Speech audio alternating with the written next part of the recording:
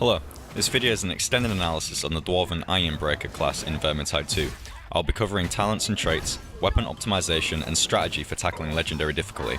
For a shorter video analysis, check our to the point guide linked in the description below. Okay, let's get straight into things. For melee weapons, you're going to be choosing between the shield and the hammer or the shield and the axe. Now, the hammer has wider sweeps, but the axe deals more damage and is often easy to land headshots. I prefer the axe because most of the time I'm using the Drake gun for dealing with multiple enemies. The flamethrower is a brilliant weapon. Like, even on legendary, you can pretty much solo a horde as long as it's coming from one concentrated direction. As for amulets, I'm using Natural Bond. That grants a passive health regeneration and you can no longer heal yourself. Now, I've seen other players use this, and I'm not sure about this amulet on other characters. However, on the Ironbreaker, it's pretty good because you're not often going below 50% health. You're often the last character to die, and in that instance, you want other people to be using health bots. You want your other players, your damage dealers, to be using health bots, and yourself is probably just going to be gradually increasing health, and especially with the talents that give you temporary health on kills, you're going to be most of the time at least 80% health. The potion one is not very necessary. Like the trait for it isn't very necessary because you're probably going to be wanting to carry Grims because, like I said, you're one of the last people to die. And finally, yeah, again, the grenade trait isn't that necessary either, although I like this one. Grenade hits cause enemies to take 20% increased damage for 10 seconds. Pretty good for dealing with patrols. If you've accidentally pulled a patrol, you throw a grenade in there, it allows you to thin them out to a manageable level quite quickly. Revive speed and curse resistance. So curse resistance, I like to have that on all of my characters. 28.6%, it's pretty good. Out of, 33? I could re-roll that, but, not really worth the risk.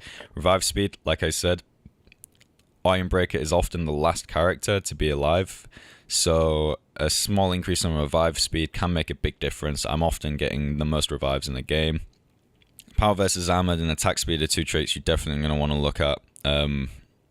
You're not a major damage dealer, however, it helps to be able to deal with things like Chaos Warriors on your own. Sometimes your DPS won't be there with you for whatever reason, and it'll be down to you to deal with major threats. And you need to be able to hold your own. It's not just a defensive character. Plus 20% health almost. Push block angle. Now, with push block angle, I've gone for it on 2 of my weapons. Here it's only 15% out of 30. I just don't want to re-roll this trait because of the plus 2 stamina, which is great. Plus 2 stamina on this is great. I mean, look at that. And those shields barely get destroyed. It takes about 5 hits from a mob to get one of those shields down. And so combined here, I have plus 16%, plus 22%. In all, that gives me almost a 360 degree push block angle. That means I can be doing this and someone behind me can be hitting me in the back, and it will take them to be directly behind me. I've had it before where I've had a literally 360 degree push block angle, so I can stand in the middle of a bunch of mobs, do that, and everything around me will get pushed back. And that's pretty good, but it's not 100% necessary. Now, the way I achieved that 360 degree push block angle was by also using Shield of Valea. I thought it said Vala, it says Valea, whatever. Increase push block angle by 50%. Now, instead of that, I've taken increased max health by 20%. Because that extra push block angle isn't totally useful most of the time when you're against mobs. You'll instinctually just put yourself in a corner kind of thing, and you won't need the full 360 degrees. It's just a bit redundant. So finally, for the weapon loadout, on my Drake gun, flamethrower Dudio, 20% less overheat, obvious trait to get. Plus 9.5 power versus infantry. This is the one I want the most. This is after that, it's not really necessary what the secondary trait is, but bonus power versus armored is pretty good because, on legendary, when you've got armored troops in the hordes as well, milling about, it helps to do a bit more extra damage there. One thing to be aware of though, because of how effective the Drake gun is, it can pretty much solo a horde as long as they're coming from one concentrated direction. However, your teammates may want to actually farm that horde for temporary health. So once you're full on temporary health, it might be an idea to not use the overcharge on the Drake gun and just kind of like tap fire into a horde so that some of them get through, so that your teammates can melee them and then get their temporary health up to full as well. Now, as for talents, the talents I've picked, yep, as I said, increase max health by 20%. This one is probably the most important talent in the entire talent tree. So after landing a charge attack, Bardin recovers stamina 40% faster for 2 seconds.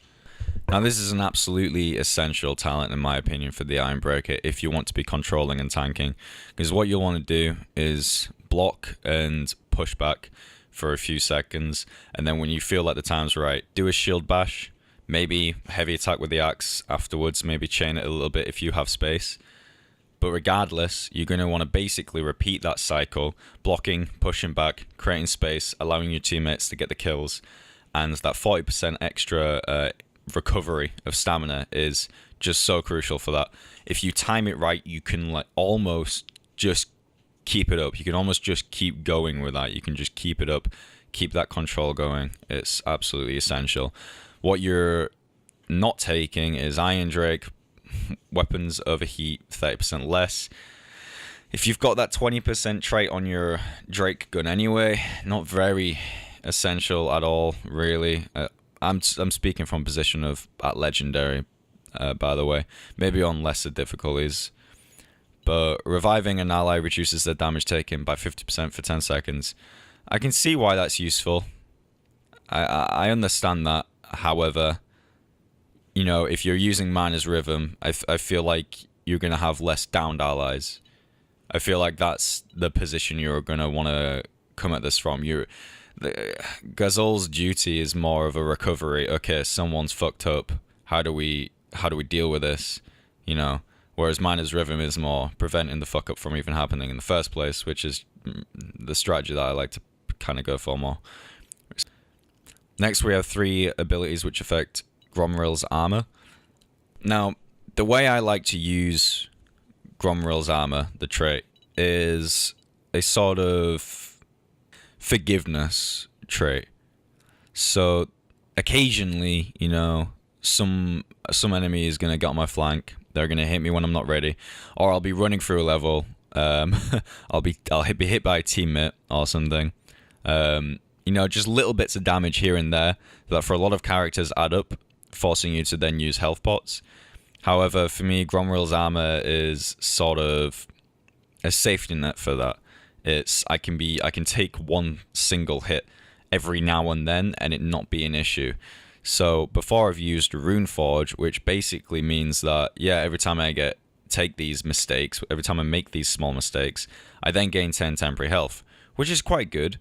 However, it doesn't really play to the reason I use the armor, because that temporary health goes down eventually. It may not actually get used. I'm not planning on getting hit that much, and I'm often at full temporary health because of Grudgeborn, which is one of the traits that all champions get at level 20. Now, Ironbreaker's Resolve does seem pretty good. Plus 50% regen when Gromril's armor is active. So I can imagine maybe my stamina has been depleted fully. I take a hit, you know, plus 50% regen. That may make me survive a few more seconds, you know, maybe 10 seconds, maybe 20, etc. However, if it gets to that point and things are pretty dire anyway, I'm not sure if this is going to be a saving grace. Now, Tunnel Fighter, which makes Gromril's armor activate every 13 seconds, is a pretty good safety net. That's every 13 seconds I absorb a free hit. Every 13 seconds I'm allowed to make a mistake. Every 13 seconds, say, against even the hardest hitting enemies in the game, even against a Rat Ogre, I can try and pull that. I can try and, you know, aggro it, and then block it, allow it even to get through my shield and hit me, and I'm still safe. I need to wait another 13 seconds and I'm safe again. Another thing it's pretty good against is team damage, because, yep, you're going to take a lot of that as a dwarf, unfortunately. Now, finally, your trait at level 25 affects your impenetrable talent. the way I use impenetrable talent is in a pinch when a horde comes from many directions and overwhelms the party. When I'm not doing my job of tank enough, when the DPS cannot do damage because they're spending too much time defending themselves, and then as a result I become overrun. Impenetrable talent is therefore really useful for, first of all, the knockback is quite nice. Secondly, the horde will congregate on you and target you instead of your allies, and it's surprising how quickly that causes a fight in which you're overwhelmed to suddenly, you cast impenetrable talent, you're blocking, you're getting hit from all directions, you think it's pretty dire, and then you blink and they're dead because your 3 DPS members have just gone to work, and it's 5 seconds. The difference between a wipe or an ally going down and not is a fantastic talent for that. So the 3 options you've got here, first of all, increase the duration of impenetrable talent to 15 seconds. I've never really noticed that being particularly useful. 10 seconds is already pretty good. Like I said, doesn't take long for DPS to clear up after you've used it. And if it's taking them 10 seconds and they're still in a dire situation, if for some reason they cannot kill what needs to be killed when it's targeting you and you alone, maybe that's because of specials or whatever that have pulled them. But if that is the case, that extra 5 seconds isn't necessarily going to make much of a difference. It may already be over. Oiwazuk is a pretty nice one. Impenetrable taunt now forces bosses to attack Bardin. That's quite good. I would like to use that. I mean, if this was in one of the other ones, I might consider, getting rid of this stout fellow, or even Grudgeborn for it. Okay, maybe not. Maybe just Stoutful. Grudgeborn is pretty fucking good, especially when you're at 50% health and you're just flamethrowing down a horde, and then you're suddenly at 100% with 50% per health. But yeah, Oiwazuk, it taunts bosses. I mean, that's great because oftentimes you're not dealing enough damage to actually aggro a boss. Especially combine that with the weapon trait, blocking an attack increases the damage that attacker takes by 50% for 3 seconds. It's fantastic against bosses. That absolutely annihilates a lot of bosses. So I would like to take that. However, Booming Taunt, it increases the radius to 15 from what I assume was 10. Just assuming that though. Now, that may seem underwhelming, but like I said, the reason I use Impenetrable most of the time is to clutch situations. It's when a team wipe is possible, or a player may go down because we're overwhelmed by hordes, by mobs, by a patrol, even very useful against patrol. Use Impenetrable, knocks them back, gives you space to breathe, gives you a second or two to look around, kind of assess the situation. Then you go in with your shield bash, block, heavy attack, shield bash. Do that. You got 10 seconds for your allies to wipe that squad, that patrol, perhaps. It's more often than not, that's why I'm using it. Oiwazuk is cool, but I can't justify watering down the base reason why I would use Impenetrable. That's about it for the Ironbreaker. Thanks for watching. For more guides like this on Vermintide 2, subscribe to our channel. Also coming up, I'm going to be running through the campaign on Legendary difficulty with a pre-made team. Also, we've got some fun deeds that look pretty challenging and some casual Let's Plays going on. Now for your pleasure, a video of me trying to revive a pack rat in a clutch situation.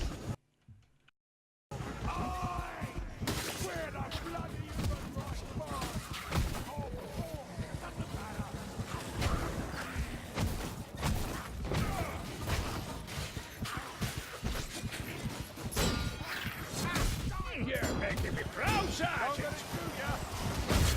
Bloody troll's about to kill me! I need...